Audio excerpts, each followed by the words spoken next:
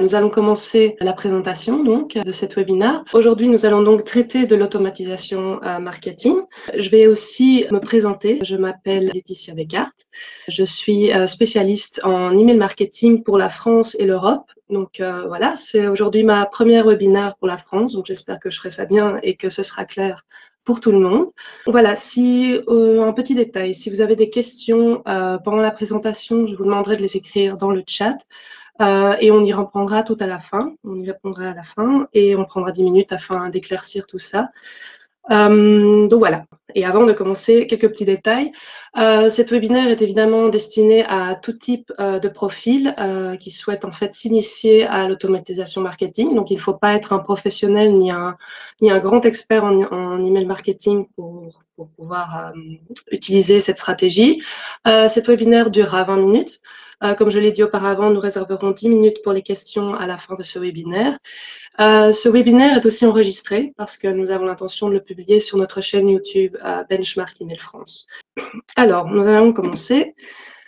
Qu'est-ce que l'automatisation marketing? Alors, nous avons ici une définition assez claire sur le sujet. L'automatisation marketing représente l'élaboration, la gestion et l'application de stratégies de vente et marketing grâce à un software qui automatise les tâches et procédures de suivi, programmation, envoi et tracking de campagnes email marketing, et ce, en fonction du comportement qu'adoptent vos abonnés face à vos campagnes et votre site web. En résumé, ce sont en fait des actions de vente et de marketing automatisées par un système qui le déclenche selon des conditions qui doivent être prises par vos clients. Voilà, c'est assez simple comme concept.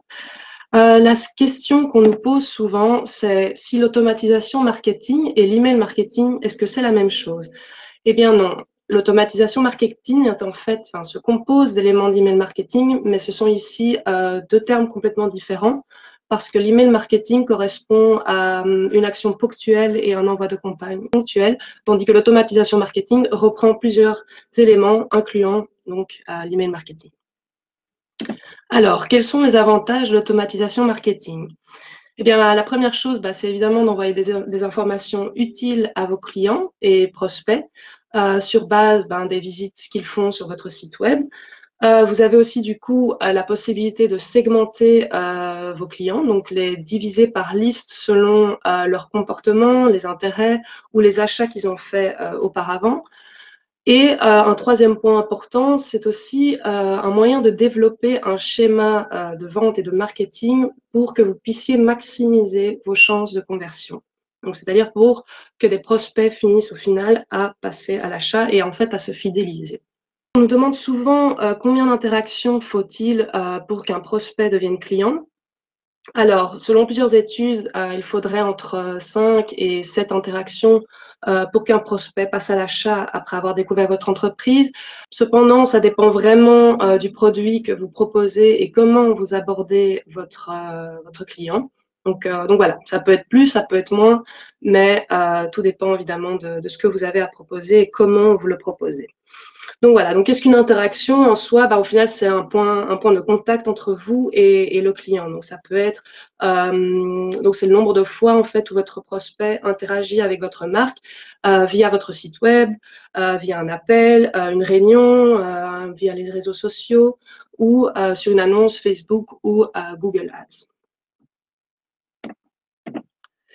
Alors, un point important de ce genre de stratégie, c'est évidemment de faire preuve d'empathie avec le client. Les entreprises, en fait, pensent souvent à elles plus qu'à la nécessité du client. Donc, il est important, évidemment, de se mettre dans les chaussures de votre client et donc de s'interroger depuis son point de vue. Donc, il y a évidemment pour ça une série de questions qu'il faut se poser. Donc, quand le client visite mon site web pour la première fois, est-ce qu'il aura besoin d'informations supplémentaires ou les informations qu'il y a sur le site web sont suffisantes? Est-ce que dans mon message de bienvenue, est-ce que je fournis des informations utiles au client ou utiles à mon entreprise? Est-ce que je mets en avant mon entreprise ou je mets en avant la nécessité de mon client? Et par exemple, troisième question, ce serait, est-ce que les abonnés réagissent-ils bien à mes campagnes et à mes envois? Et ça, vous avez un moyen de le voir facilement, c'est dans les rapports après chaque campagne. Donc, vous avez chaque fois, à chaque campagne, des rapports sur vos ouvertures, vos clics, vos désabonnements, et c'est en fait des détails qui vous permettent de tirer des leçons et de savoir au final comment réagissent vos abonnés par rapport à vos campagnes.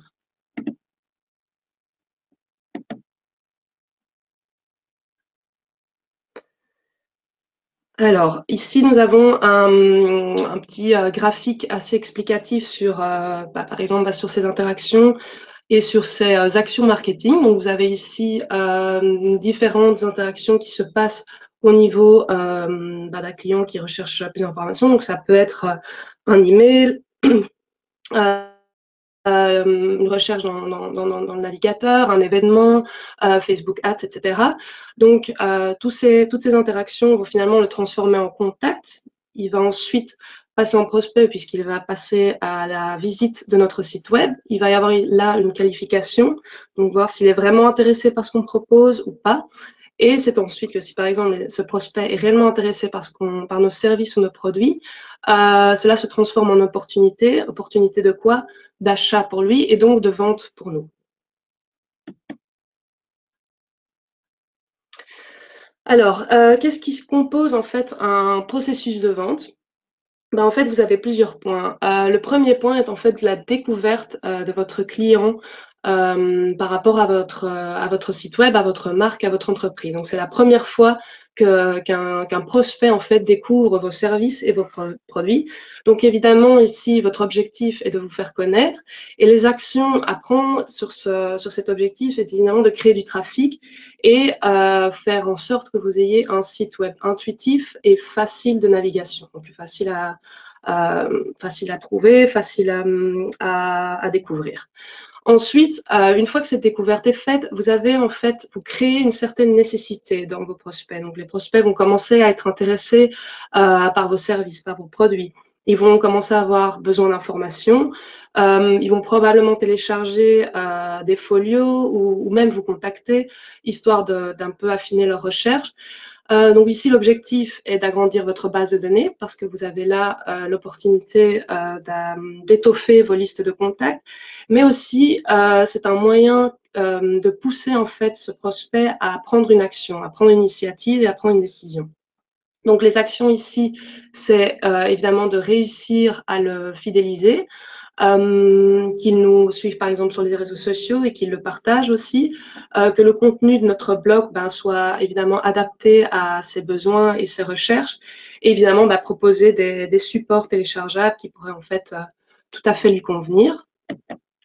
Ensuite, nous passons à deux autres étapes de ce processus de vente, qui est en fait l'engagement. Donc, c'est au moment, après cette nécessité, où le prospect commence à revenir sur votre site web, à visiter de plus en plus de pages, à regarder plus de produits. Il lise vos articles, il télécharge plus d'informations. Évidemment, il commence à parler de vous. Donc, il partage des informations de l'entreprise à son entourage, à ses amis, à sa famille. Et l'objectif ici est évidemment de donner confiance à ce prospect et donc d'avoir aussi une certaine renommée depuis ce prospect.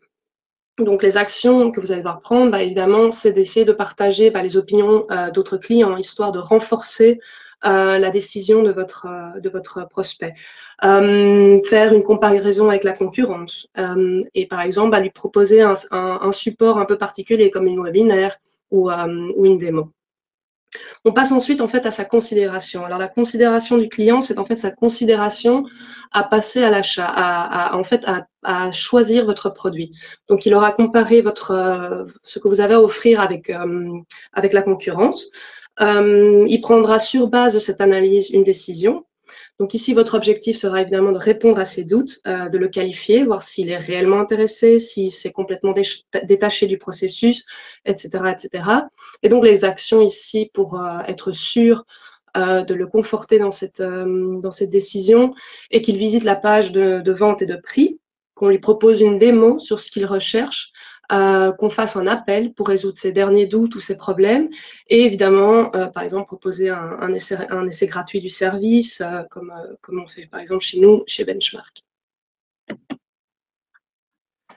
Et ensuite, les deux dernières étapes du processus de vente, c'est évidemment la conversion. Donc, le client achète enfin pour la première fois chez vous. Donc, il faut évidemment, c'est un moment crucial puisqu'il faut à ce moment le conforter dans l'idée que c'est une très bonne décision, que c'est une bonne décision d'achat, qu'il ne le regrettera pas.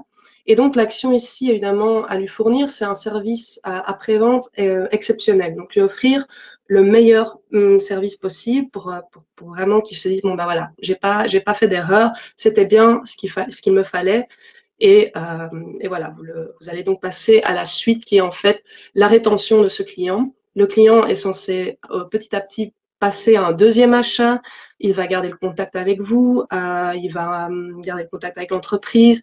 Votre objectif ici va être de chaque fois le pousser de le rassurer, donc de le pousser à ce qu'il achète à nouveau. Et donc, vous entamez ici une action qui est en fait de fidéliser le client. Donc, il faut aussi, si vous voulez fidéliser votre client, si vous voulez le retenir, il faut évidemment aussi offrir des promotions, le récompenser en fait pour les décisions qu'il a prises face à votre entreprise. On est tous clients pour une entreprise quelconque et on aime bien être récompensé quand on est déjà à notre 5e achat, par exemple, sur le mois ou sur les 2 derniers mois.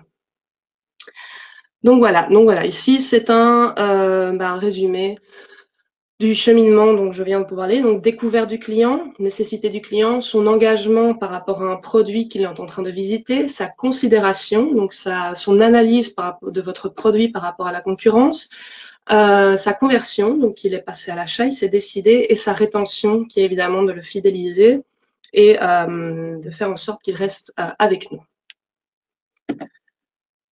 Alors, ce qu'il faut prendre en compte avant de créer une automatisation ou un processus de vente marketing. Alors, le premier point, et ça va vous paraître vachement puéril, c'est de la dessiner. En fait, mettre ses idées sur papier, ça peut parfois donner de meilleurs résultats que directement se lancer dans le software et commencer à construire une idée qui finalement n'a pas été épurée à l'avance. Donc la dessiner, la mettre sur papier vous permet en fait d'éclairer votre idée, de voir où les points pourraient en fait, certains points qui pourraient créer des erreurs. Et en fait, ben oui, comme je le dis, épurer en fait l'idée et faire en sorte que vous ayez une espèce de schéma déjà bien nettoyé.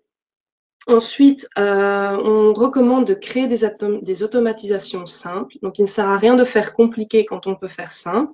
Le but ici, ce qu'on recommande surtout, c'est de faire plusieurs, donc beaucoup d'automatisation, mais petites et simples. Donc, ça ne sert à rien d'aller faire une automatisation super compliquée et super longue parce qu'elles peuvent vous générer plus de problèmes et plus d'erreurs. Tandis que des petites automatisations simples et plusieurs, donc sur plusieurs niveaux, vous permettra en fait d'éviter les erreurs, que ce soit clair pour vous et aussi de bien peaufiner votre schéma. Il faut aussi respecter les délais. Donc, c'est important de ne pas submerger votre client avec des emails à l'appel. Personne n'aime ça. On est tous clients chez quelqu'un, comme je l'ai dit auparavant. Donc, quand cette entreprise commence à nous envoyer des emails beaucoup trop rapprochés, on perd l'intérêt. Donc, c'est hyper important de respecter des délais. Quand vous envoyez un premier mail, attendez au moins 2 jours. Quand vous faites un tracking sur votre site web, attendez une demi-heure ou 1 heure avant de prendre une autre action. Enfin, laissez le temps à vos clients de réagir et de réellement prendre une action. Si vous allez trop vite, vous les perdez dans le processus et c'est pas ce qu'on veut. Ensuite, la 4e étape, c'est mesurer, apprendre et améliorer. Donc, en effet, les premières automatisations, en fait, servent surtout à voir si l'expérience que vous offrez à vos clients fonctionne ou pas. Donc, analyser les données importantes parce que le temps que par exemple, le temps que votre client passe sur votre site, le taux de nouvelles visites, les ouvertures de vos campagnes, le nombre de ventes, etc., vous permettra en fait d'établir et de mesurer une automatisation efficace. Et le dernier point, c'est évidemment de commencer par un test. On dit souvent qu'il n'y a pas d'automatisation parfaite. Donc, ne perdez pas votre temps à essayer de construire un cheminement parfait et super épuré dès le début. Non, il vaut mieux ne pas être trop perfectionniste au début. Donc, commencez avec quelque chose de simple, commencez avec un test. Et puis, vous ferez vos améliorations petit à petit. Le plus important au final, c'est que la réussite de votre stratégie dépend aussi de vos erreurs et de vos essais. Donc, dans la pratique, qu'est-ce que ça implique? Alors, nous allons vous montrer quelques exemples. Nous avons un premier modèle qui s'appelle qui est basé sur la nécessité du client. C'est un modèle d'automatisation pro qui est message de bienvenue. Donc, qu'est-ce que ce modèle implique? Voilà, le client en fait vient de s'inscrire via un formulaire qui se trouve sur votre site web et rentre dans une liste. Par conséquent, pour le remercier de cette décision, nous lui envoyons un email avec lequel on lui propose un produit téléchargeable ou une réduction. Donc voilà. Et ensuite, en fonction de son action, on l'ajoute à une liste. S'il a ouvert l'email, évidemment, on le remet dans une autre liste qui est plus ciblée. C'est pour ça que cette automatisation est dite de bienvenue, puisqu'on se base là sur la nécessité et la recherche de notre client. Ensuite, on passe à un modèle qui est basé sur l'engagement du client. Donc, ce modèle est enregistré dans Automatisation Pro sous obtenir plus de visites, d'ouverture et de clics. Donc, en fait, cette étape représente le moment où votre abonné compare votre produit ou service avec celui de la concurrence. Donc, c'est à ce moment-là que vous devez décider quelles informations vous devez lui fournir pour qu'il choisisse votre produit. Donc, ce contact qui est rentré dans une liste auparavant, donc après notre message de bienvenue est rentré dans une liste, on lui envoie un email avec les informations dont il aurait besoin. On attend un petit peu. Vous voyez ici, on met par exemple 2 jours. Donc, comme je vous ai dit auparavant, hyper important de respecter les délais, histoire de ne pas perdre l'intérêt de votre client et lui laisser aussi le temps de prendre une action. Ensuite, après ce délai, votre client en fait rentre dans une première étape d'engagement. Donc, est-ce qu'il a ouvert votre email? Non, il passe alors ensuite ici à une liste particulière. Donc, parce qu'il n'a pas pris d'action, donc il est d'une certaine manière désengagé. Mais au final, on va dire qu'au final, il l'a ouvert. Et donc, il rentre dans une deuxième étape d'engagement. Et on se demande, tiens, mais il l'a ouvert, mais est-ce qu'il a cliqué? Non, il n'a pas cliqué. Donc, du coup, on le met dans une liste qui, selon nous paraît, client plus ou moins engagé. Mais par exemple, si ce client a ouvert et ensuite a cliqué, il rentre ici dans une étape d'engagement beaucoup plus spécifique. On se dit, est-ce qu'il a cliqué, mais est-ce qu'il est allé voir la page d'achat du coup? Est-ce qu'il est carrément allé sur un produit? Est-ce qu'il a visité la page des prix? Oui, il l'a fait. Non, il ne l'a pas fait, alors on le met dans une autre catégorie un peu plus spécifique que les 2 précédentes.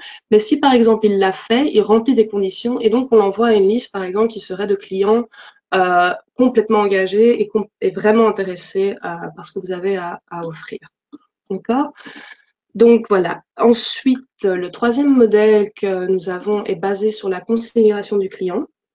Donc, dans l'automatisation pro, ce modèle se trouve sur plus de pourcentage de clics. Donc, vous allez voir qu'en fait, que grâce à ce modèle, vous allez pouvoir clôturer un essai gratuit, une démo ou un appel avec votre abonné. Parce qu'en fait, il commence à se pencher un peu sur votre entreprise, à voir un peu ce que vous avez de si particulier. Et donc, c'est le moment de lui expliquer comment fonctionne votre produit grâce à un premier contact interactif. Donc là, la liste à laquelle il a été ajouté auparavant via l'automatisation auparavant, il va se retrouver dans cette liste. On va lui envoyer un email avec cet essai gratuit, cette démo, pour qu'il sente qu'on est derrière lui. On attend de nouveau ici, il y a un délai, donc évidemment de nouveau respecter les délais. Et ensuite, il entre dans une étape d'engagement. Donc voilà, est-ce qu'il a cliqué sur ce que vous avez à lui proposer? Non, il n'a pas cliqué, on le renvoie à une liste. Est-ce qu'il a finalement cliqué? Donc il est intéressé par ce que vous avez à lui proposer et hop, on l'ajoute dans une liste qui est alors à ce moment-là beaucoup plus aussi, qui spécifie. Vous allez voir qu'au fur et à mesure de vos automatisations, vous allez catégoriser et segmenter au final pas mal pas mal de vos contacts. Donc voilà, après cette automatisation, nous passons donc à un quatrième point qui est en fait le panier abandonné. Moi, je l'appelle souvent avec nos clients, je l'appelle le syndrome du panier abandonné. Voilà, ce modèle-là, en fait, vous le trouverez sous Automatisation Pro tel quel, panier abandonné. Donc voilà, à quoi sert ce modèle? Ben, évidemment, ben, on sont comme nous, nos abonnés sont des gens occupés. Donc, il est normal que lors d'une visite, donc ils cliquent sur un produit, ils le mettent dans le panier d'achat et au final, ben, ils abandonnent leur produit parce que ben, ils doivent faire autre chose, ils ont complètement oublié ou finalement ils n'ont pas le temps. Donc, ils sont en fait bloqués à la moitié du processus d'achat. Et évidemment, pour nous, c'est pas très intéressant et c'est même assez stressant vu on veut quand même qu'ils passent cette étape de l'achat. Donc, il faudrait en fait lui faire un rappel, essayer de le relancer afin qu'il finalise ce processus et donc de faire un suivi afin de lui donner confiance pour qu'il se décide à l'achat. Donc, on va se baser ici non pas sur la liste de contacts, mais bien sur ses visites, sur la visite de votre page web. Donc là, on a un code de tracking. Donc ici, vous avez la possibilité de mettre votre site web. Et ici, vous avez en fait le code de tracking que vous devrez insérer dans votre site web qui vous permettra en fait de mener à bien en fait cette automatisation. Donc c'est hyper important parce qu'il faut que vous copiez en fait ce code et que vous le mettiez dans l'entête de votre site web ou des pages du moins que vous souhaitez que vos clients visitent.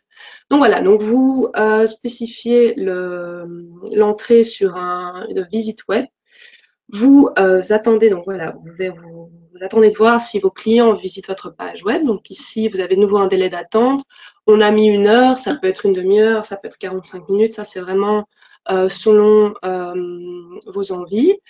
Ensuite, vous voyez ce qui se passe. Est-ce qu'il a cliqué sur une de nos landing pages ou enfin, un de nos produits ou pas. On attend encore un peu, voir s'il continue son cheminement. Et ici, on rentre en fait dans le moment où on se dit, bon, bah voilà, ils sont vraiment rentrés de nouveau sur leur page d'achat de produits. Est-ce qu'ils passent vraiment à l'achat? Oui, alors du coup, bah, on le rajoute à une liste de clients final acheteurs.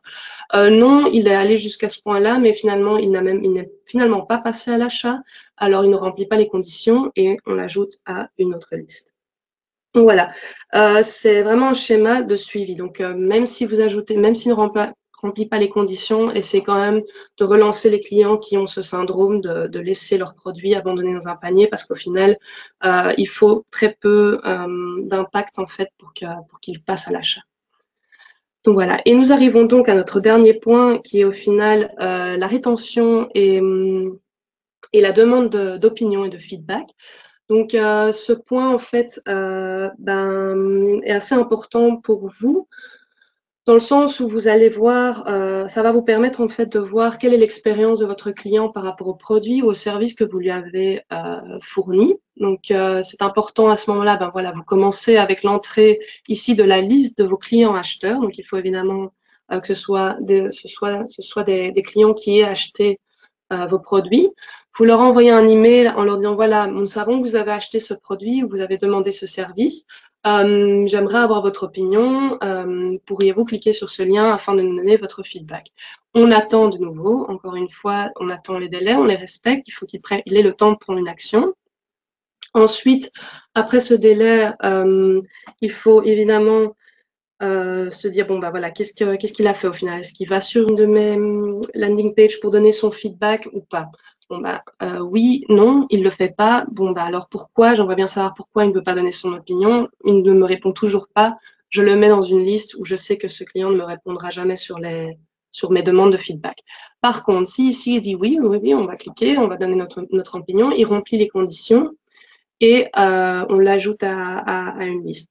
Ici, pardon, j'ai sauté un peu une étape. Ici, quand le client qui dit qui ne répond pas, et puis finalement au deuxième coup, soit ne répond de nouveau pas, ou soit répond mais dit que c'est négatif, vous savez que vous pouvez ajouter ce client avec une opinion négative à une liste de contacts bien spécifique aussi, avec un retour en fait d'expérience négative. Donc voilà, vous créez ici 3 listes de contacts complètement distinctes. Les clients qui ont évidemment apprécier leur expérience, ceux qui n'ont pas du tout apprécié, et les clients qui ne s'engagent pas en fait par rapport à l'opinion que vous leur demandez, par rapport au feedback en général. Donc voilà, c'est plus ou moins tout pour les modèles. Je vous remercie énormément pour votre participation. J'espère que vous participerez à la prochaine webinaire que nous organiserons chez Benchmark et je vous souhaite une excellente journée. À bientôt.